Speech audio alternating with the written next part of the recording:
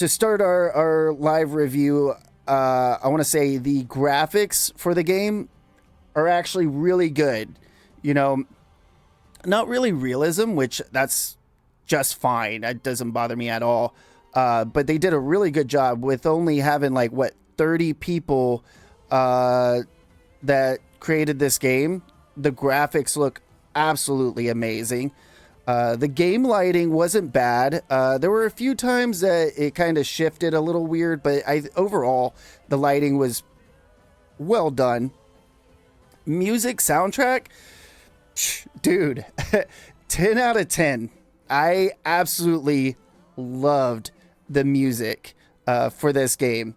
I actually listened to the soundtrack on YouTube, and I'll probably end up buying the soundtrack because it was that freaking good. So music in the game, 10 out of 10. Recommend, highly recommend. The characters of the game, I really enjoyed a lot of the characters. SK, super funny. SK and Minoko, probably my two favorite characters because they were just so silly with some of the antics that they got up to. Meili, I did enjoy her as a character, very tragic.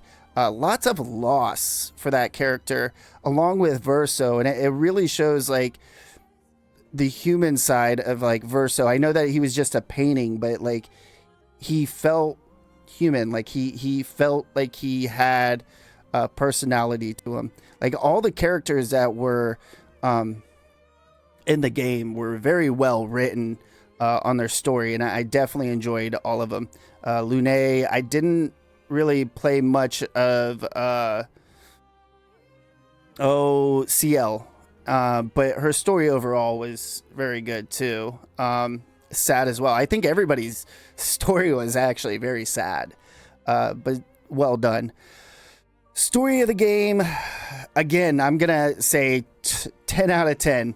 At first I didn't even know what was going on, and then you get towards the middle and you're like kind of understanding what's going on, but still like, what is going on? And then at the end, everything is very well put together and gives you a sense of what is actually happening. And that, I think they did a really good job on that. Side quests, not very many of them.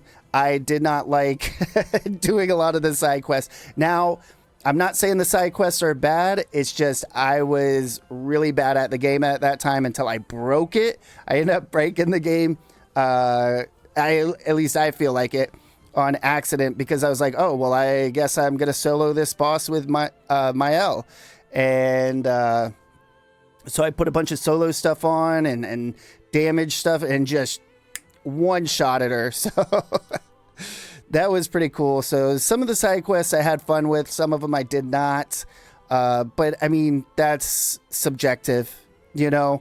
Every game, there's always going to be like side quests you think are boring, some you're going to love, you know. Combat, man, I do like the combat, but the problem with the combat with me is the parry system, I feel could be refined a little better. And when I say that, I mean, when they're doing a spell, it's not really televised on when you should parry it or you should dodge it. Like, I feel like they should give you some kind of indication, okay, it's time to parry or to dodge. Kind of like how, what is the name of that game? It's a FromSoft game. It's a ninja game. I can't think of the name of it at the moment, but there's a FromSoft game that you get kanji and you'll see it and it's like, oh, okay, I need to do this or that, which is good. Other than that, the combat was really good. I just had issues with when to parry, when not to parry, and again, that could be a skill issue, most likely a skill issue. Gameplay, just loved the open world. I loved the aesthetics of this French Belle Epoque, I think it's Belle Epoque, uh,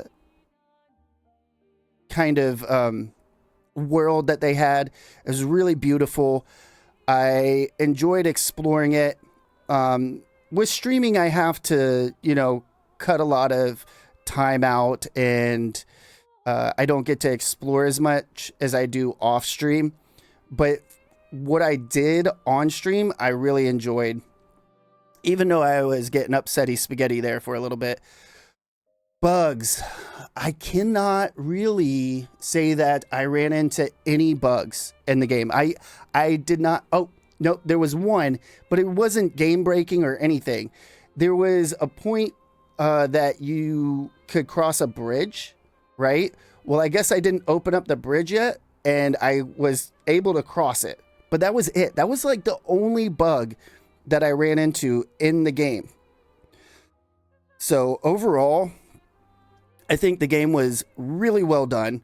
I have to give it to Sandfall. They did a really good job with the resources that they had, with the amount of people on their team. Started out as a handful of people and ended up being 30 people. Yeah, I definitely recommend this game. If you're into turn-based games, or I'll put it this way. If you're into turn-based games and action games, kind of like a turn-based action, definitely pick this game up. It's $50 on all consoles and wherever you're finding it, whether PC or consoles, $50. That's not bad at all compared to a lot of new games coming out that are now going for $80. So definitely worth your time, definitely worth a buy.